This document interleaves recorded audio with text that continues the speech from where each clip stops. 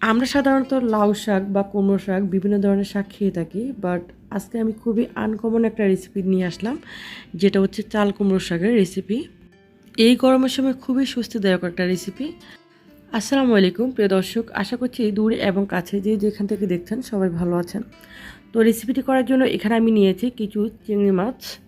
চিংড়ি মাছগুলোকে আমি কেটে ভালো করে ধুয়ে নিয়েছি। তারপর এখানে দিয়ে দিয়েছি লবণ, আর দিয়ে দিয়েছি হলুদ, আর মরিচ। এখন এগুলোকে দিয়ে ভালো করে মিক্সড করে আমি এটাকে 10 থেকে 15 মিনিটের মতো রেস্টে রেখে দেব। এতে করে এই মাছটা খেতে বেশ ভালো লাগবে। তারপর চলে যাচ্ছে পরবর্তী স্টেপে, সেটা হচ্ছে এখানে একটা প্যান বসিয়ে দিলাম, দিয়েছি তেল। তারপরে দিব যে চিংড়ি মাছগুলো আমি ম্যারিনেট করে রেখেছিলাম, এগুলোকে একটু ভেজে নিব। তো চিংড়ি মাছগুলো কিন্তু বেশি ভাজা যাবে না। আমরা অনেক সময় কী করি, মাছগুলোকে একদম বেশি ভেজে ফেলি, এতে করে কিন্তু এগুলো একদম রাবারের মতো হয়ে যায়। চিংড়ি মাছ কিন্তু ভাজতে বেশি সময় লাগে না, 1 থেকে 1.5 মিনিটের মধ্যে কিন্তু হয়ে যায়। আজকে আমি যে রেসিপিটি করেছি, এই রেসিপিটি কিন্তু সচরাচর আমরা করি না, কারণ কুমড়োর শাক কিন্তু অ্যাভেলেবেল পাওয়া যায়, বা লাউ শাক পাওয়া যায়, বা চাল কুমড়োর শাক অ্যাভেলেবেল কিন্তু সব সময় থাকে না।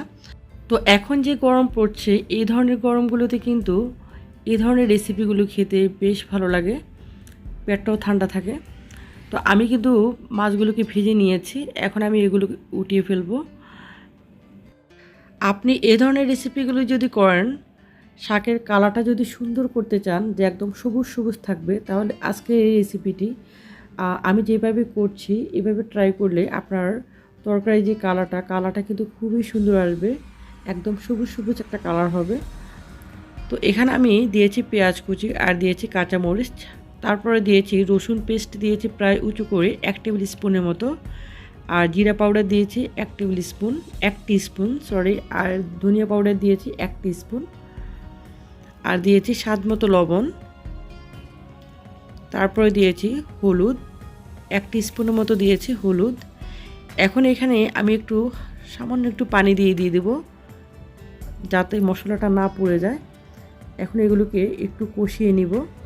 এখানে আমি যেহেতু শাকটা রান্না করেছি, শাকের মধ্যে কিন্তু আমি কোনো গুঁড়ো যে মরিচটা ওটা অ্যাড করব না, যেহেতু কাঁচা মরিচ দিয়েছি।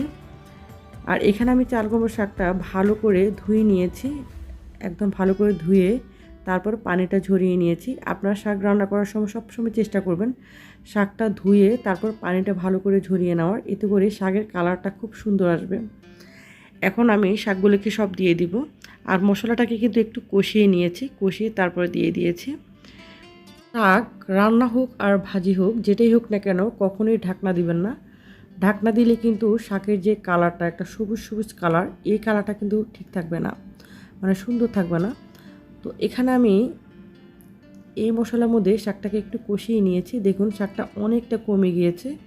কষিয়ে তারপর এখানে দিয়ে দিয়েছি পানি, তবে পানিটা কিন্তু অনেক বেশি পরিমাণে দেওয়া যাবে না, যতটুকু পরিমাণ ঝোল রাখবেন তার থেকে একটু বাড়িয়ে দিবেন, এতে করে শাকের কালারটা খুব সুন্দর থাকবে। তো আমি এটার ঝোলটা অনেকটা কমিয়ে নিয়েছি। এখন আমি চিংড়ি মাছগুলোকে সব দিয়ে দিলাম, দিয়ে এটাকে আবার 5 থেকে 6 মিনিটের মতো কুক করে নিয়েছি। তো দেখুন এটা রান্নাটা প্রায় শেষ। এটা কিন্তু কালারটা সামনে থেকে অনেক সুন্দর হয়েছে, আর খেতে অসাধারণ হয়েছে।